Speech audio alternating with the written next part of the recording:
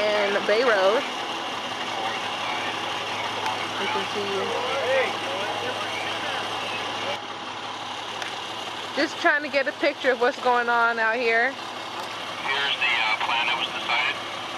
We're going to be relieving the scene to Romick. They're going to place a 24-hour observer onto this incident, and if needed, call us back if it gets worse. And then we will come up with a contingency plan tonight and develop a team. And then at first light tomorrow, if everybody buys off in this plan, then they will start the mitigation plan. But at this time, you can leave that scene, come back to the CP. We're going to be downgrading this incident and turning it over to them for 24-hour observation.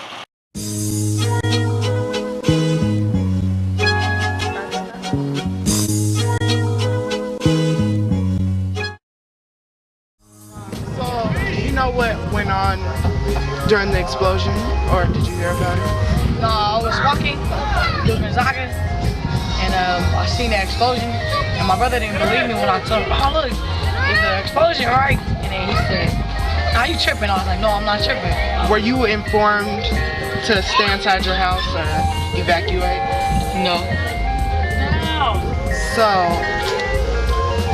you were outside during the explosion? Uh-huh. Yo, I seen like smoke, hella smoke coming out that little thing. What kind of it's like that because you know how there's always smoke coming out that place. So I was on Bay and I was coming down and I saw the big cloud of smoke, but I didn't think nothing of it. I thought it was just like routine.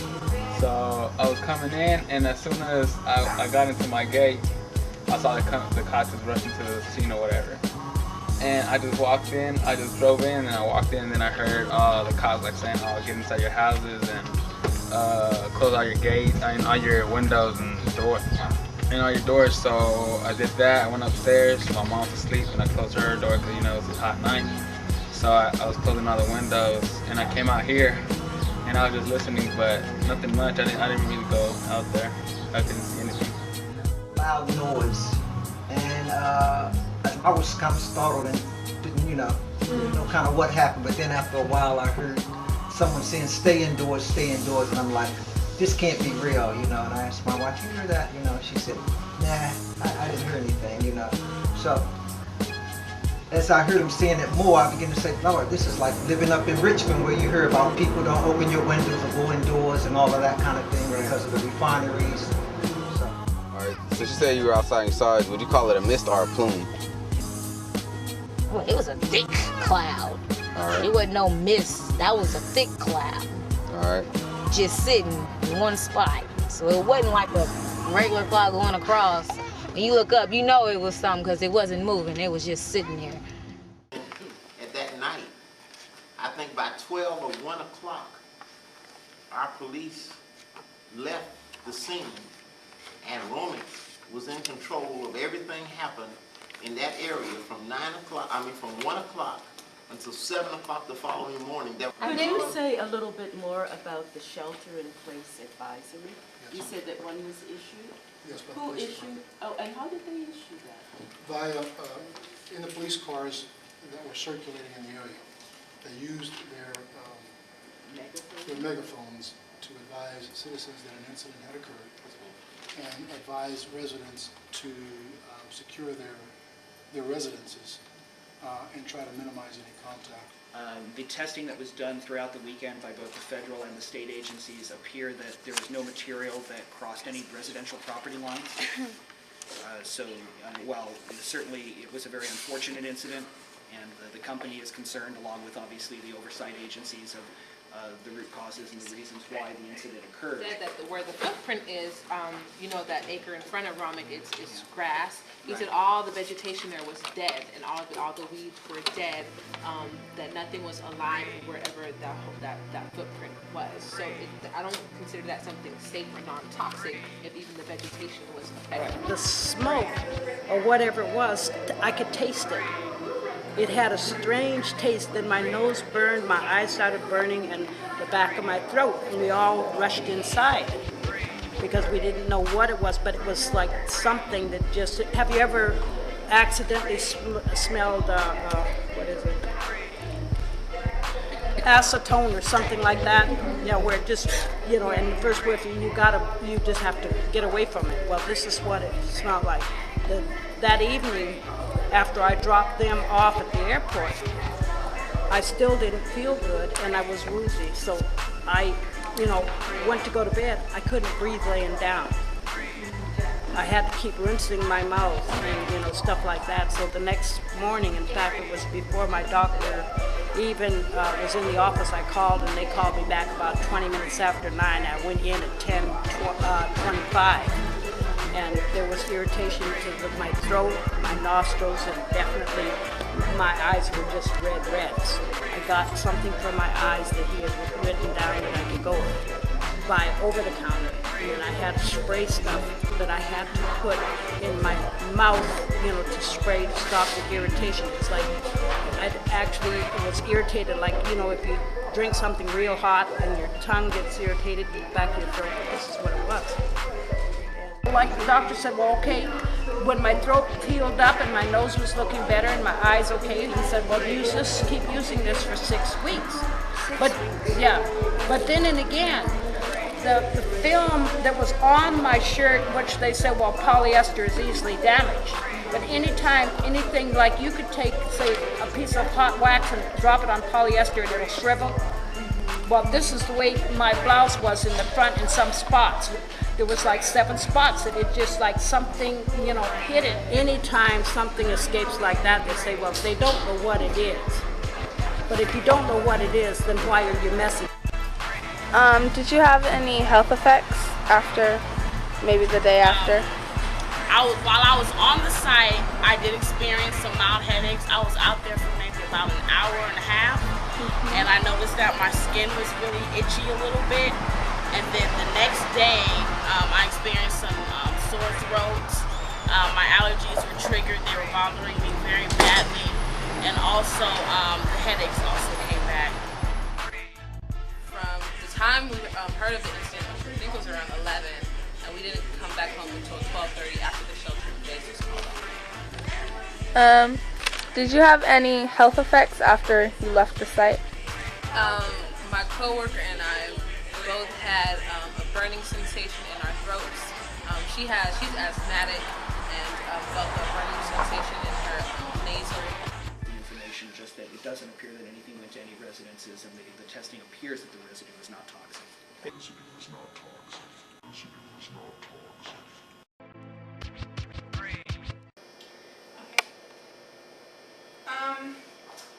Here are some of the chemicals that we researched on the chemical spill of June 5th. What do you think about some of these chemicals?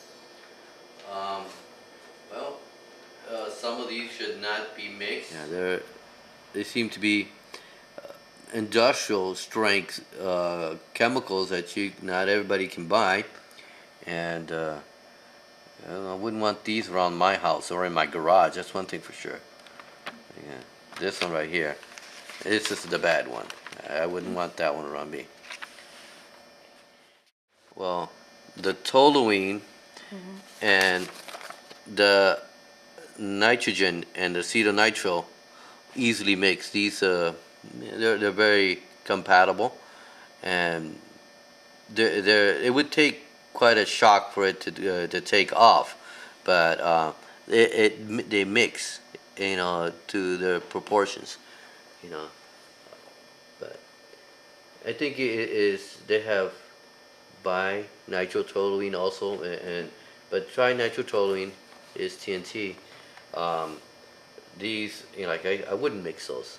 Minority communities are under a lot of stress, and you add one more additional thing that makes, you know, their health more susceptible to it. So I would definitely support them leaving the community and going somewhere else.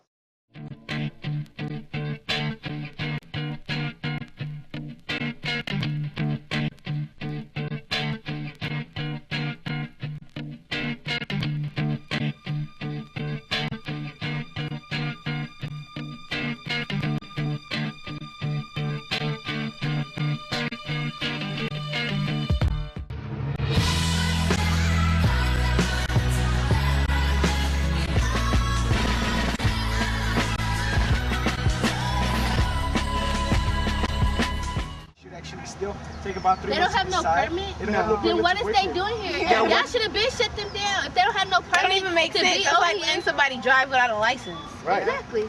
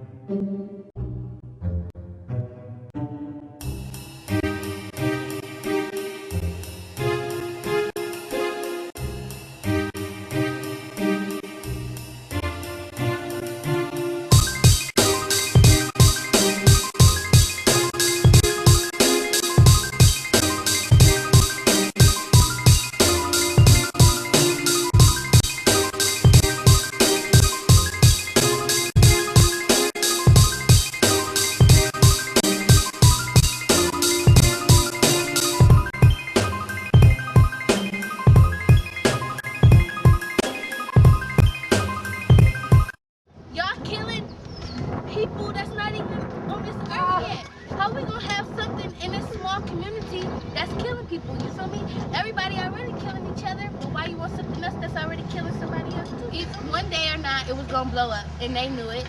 So why didn't they Think about that before they put it here. Exactly. Why didn't they think about what was gonna happen before they put it here?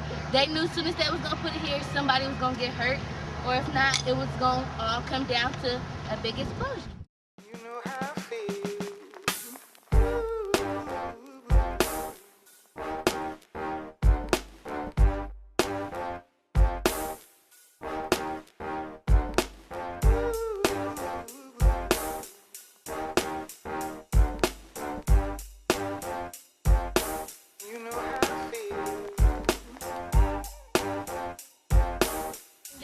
When y'all get to the people that's in charge of this, let me know, because I got a couple words to say today.